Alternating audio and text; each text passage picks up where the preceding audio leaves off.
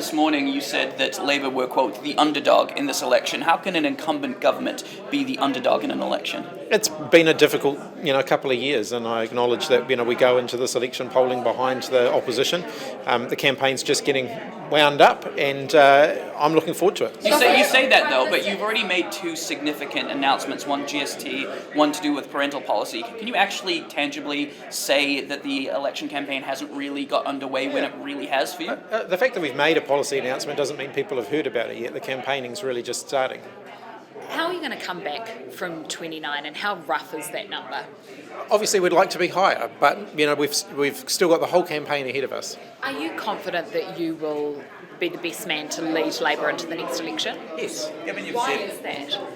Because I believe I am. So you've said National's policies haven't come under enough scrutiny, so do you accept that Labour probably should have gone harder or should have scrutinised them more? Do you accept any kind of failure on that behalf? There's always a tension, I guess, between being positive and scrutinising your opponents, and they've been scrutinising us very vigorously over the last 6 months. I'd say they've been relentlessly negative about the government, and we haven't been as negative or as critical about their approach, and maybe we should be a little more. Right, so is that going to change? So is it going to be a bit of a change? Well, there's going to be an election campaign. It's going to be an election campaign. There's a lot at stake in this election. We are going to be putting our best foot forward in terms of what we will do, but yes, of course, we will be pointing out the risks. How critical? So how critical? I can only answer one question. How critical are you going to go? How hard are you going to go on the next policies? It'll be a vigorous election campaign. Are you going to bring up the model? Are you going to turn the election campaign nasty? Not at all. With GST though, Is this the start of Labour on the attack?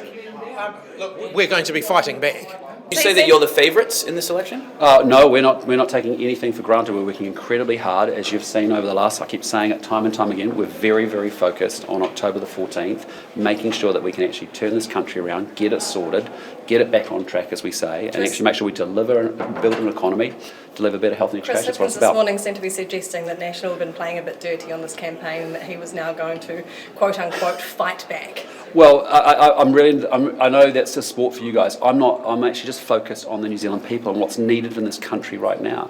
And you have to understand, we are in a deep economic crisis. We have a major set of challenges around inflation, interest rates, recession. These are serious issues that are impacting Kiwis' daily lives. And actually, that's what we're focused on. We're going to rebuild the economy. We had 30 policy ideas or plus this year, just dealing with issues around law and order, dealing with issues around health, education, and the economy. And so we're going to continue to focus on that. Thanks for checking out our YouTube channel. To stay up to date with all the latest news from the New Zealand Herald, click the subscribe button below or check out one of the videos here, and head over to nzherald.co.nz for more details on these stories and more.